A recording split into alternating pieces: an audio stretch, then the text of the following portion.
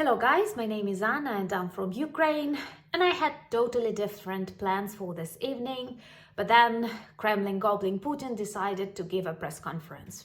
Actually, I had totally different plans for all of these years, but Russian orcs decided to attack Ukraine, so I vlog daily and promise you will witness Ukrainian victory on my channel. If you're new and you support Ukraine, please subscribe. Honestly, it was really difficult to record this video because I always prepare, and to prepare for this video I needed to read and to watch some Putin. Sorry. I know that you've met the kind version of me, the funny version of me, the angry version of me. So today you are going to welcome a sarcastic version of me, because there is no other way to survive his press conference. But first of all, let's try to analyze it not just from this humorous and miserable perspective, the way it actually looked, but from the perspective what it means.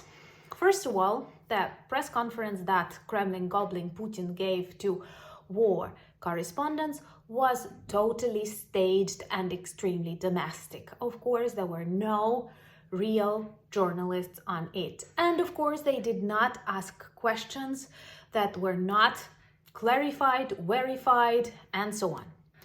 Putin did not speak on public for a very long period of time. And his today's press conference is the reaction to a lot of criticism and fear that spreads in Russia. Why? Because of huge losses in Russian army, because of fires and explosions all over Russia. Just look at Belgorod and Moscow and Krasnodar and Siberia and many other things. So perhaps lots of his previous press conferences, meetings, speeches and addresses were cancelled because there was nothing to say, but today he had to do something. And that something was really pathetic and miserable. This was to calm down people, to tell them something they want to hear, but Putin did not have the necessary messages.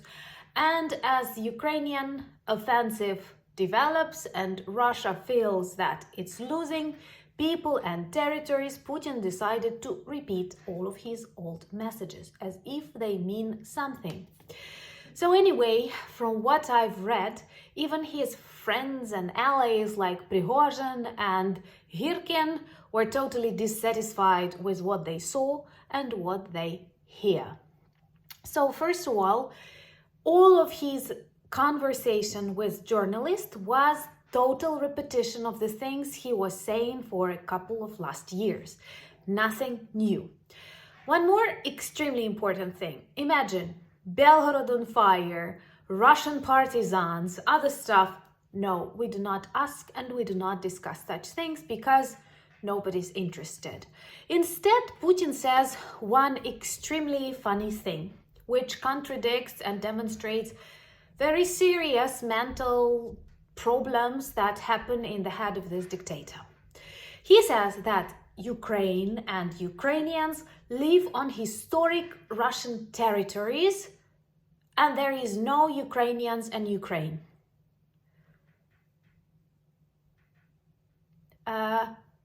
Ukrainians live on historic Russian territories, but there are no Ukrainians. Also, he says that if we want to live on these historic Russian territories, Kiev, Rus, Kiev, Ukraine, but we have to make friends with Russians. So we do not exist. Kiev, which was always Ukrainian, is Russian territory, and Ukrainians came, but they don't exist. I'm sorry. I did not get what he meant. Honestly, I even wanted to understand, but I could not. So, the next thing he was asked, will he attack Kiev? I think it's weird to attack Kiev for the second time after you've lost it very quickly and after months of taking Bakhmut. And Bakhmut, is a small settlement totally raised by Russian orcs, and they still cannot take it. So maybe Kiev is a little bit too big to dream about in the situation. Maybe a journalist should have asked him about the plans to take Moscow. Maybe, you know, we have that plan, I don't know. Though I wouldn't like to have Moscow as a part of my country. So he used lots of bad language, curses and other stuff, of course, when he addressed Ukrainians, and which means that he is too emotional. You know, when you say lots of bad things, you are too emotional. And also, one of my favorite things, he was asked about mobilization, and he said that there are no plans to mobilize new people because they have enough. But still, in the next sentence or two, he said that they are going to take away international passports from all Russian men just because. Don't you think that's a very clear sign of the next wave of mobilization and no freedom of movement and other stuff? But perhaps no.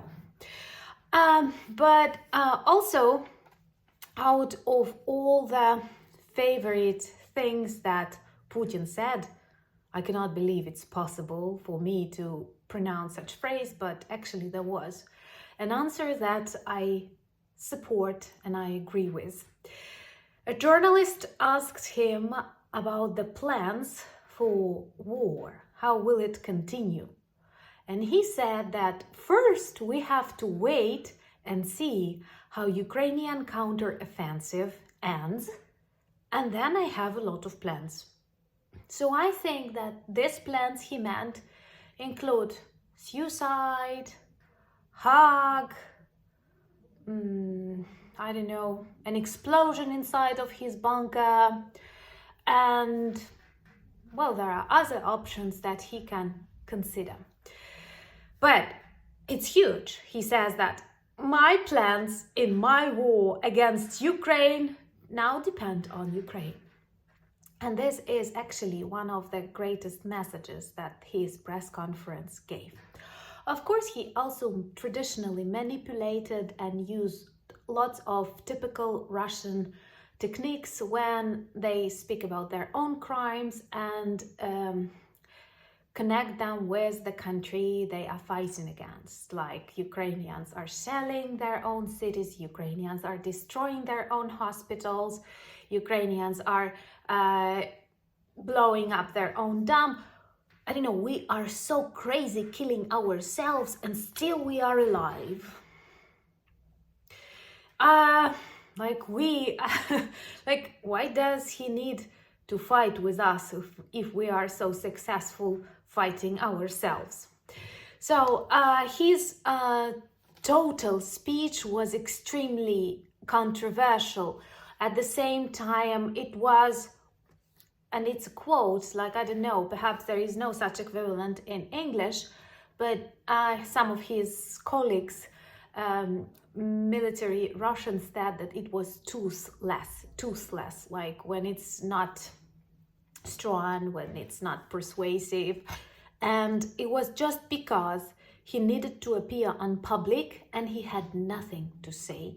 And of course, he was not asked about the things in a real environment, in a real world. He would definitely be asked.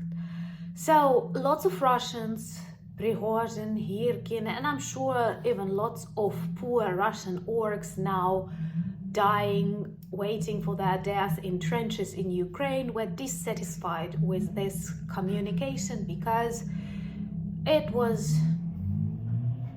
was, like, I like this phrase, there was no message in a message. It was just a pathetic, Botox, authoritarian, dying dictator speaking in delirium. Of course, it was really difficult for me to watch it, so I have a glass of, you can guess, be it cola or wine. But I have managed to see this main message, and the main message is that Putin's plans are dependent on Ukrainian counteroffensive. So if we want his plans to include the Hague and me streaming from Hague, Perhaps we have to continue supporting Ukraine with weapons, your patience, attention, and stand with Ukraine until we finally win and start liberating Russia, because I guess they need it. Thank you so much for buying me coffees and wine. Thank you so much for being my patrons. And most importantly, thank you for standing with Ukraine. Slava Ukraini!